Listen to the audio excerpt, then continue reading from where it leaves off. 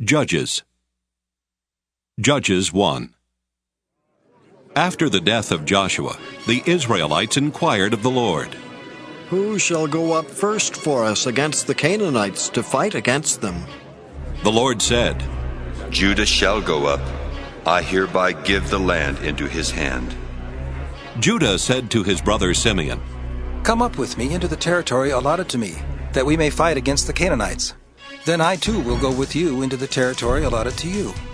So Simeon went with him. Then Judah went up, and the Lord gave the Canaanites and the Perizzites into their hand, and they defeated 10,000 of them at Bezek. They came upon Adoni-Bezek at Bezek, and fought against him, and defeated the Canaanites and the Perizzites. Adoni-Bezek fled, but they pursued him and caught him and cut off his thumbs and big toes. Adoni-Bezek said, 70 kings with their thumbs and big toes cut off used to pick up scraps under my table. As I have done, so God has paid me back. They brought him to Jerusalem, and he died there. Then the people of Judah fought against Jerusalem and took it. They put it to the sword and set the city on fire. Afterward the people of Judah went down to fight against the Canaanites who lived in the hill country, in the Negev, and in the lowland. Judah went against the Canaanites who lived in Hebron. The name of Hebron was formerly Kiriath Arba, and they defeated Sheshai and Ahiman and Talmai. From there they went against the inhabitants of Debir. The name of Debir was formerly Kiriath Sepher. Then Caleb said, "Whoever attacks Kiriath Sepher and takes it, I will give him my daughter Achsah as wife."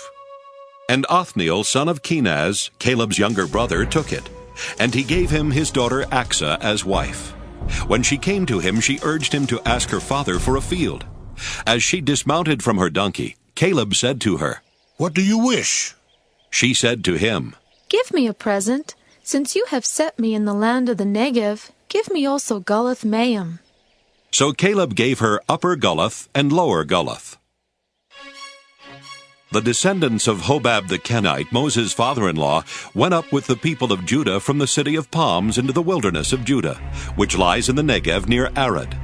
Then they went and settled with the Amalekites. Judah went with his brother Simeon, and they defeated the Canaanites who inhabited Zephath, and devoted it to destruction.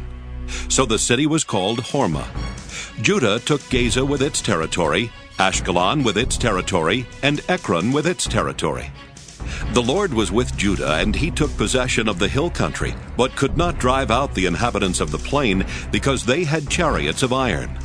Hebron was given to Caleb as Moses had said, and he drove out from it the 3 sons of Anak. But the Benjaminites did not drive out the Jebusites who lived in Jerusalem. So the Jebusites have lived in Jerusalem among the Benjaminites to this day. The house of Joseph also went up against Bethel, and the Lord was with them. The house of Joseph sent out spies to Bethel. The name of the city was formerly Luz. When the spies saw a man coming out of the city, they said to him, "Show us the way into the city, and we'll deal kindly with you." So he showed them the way into the city, and they put the city to the sword, but they let the man and all his family go. So the man went to the land of the Hittites and built a city and named it Luz. That is its name to this day.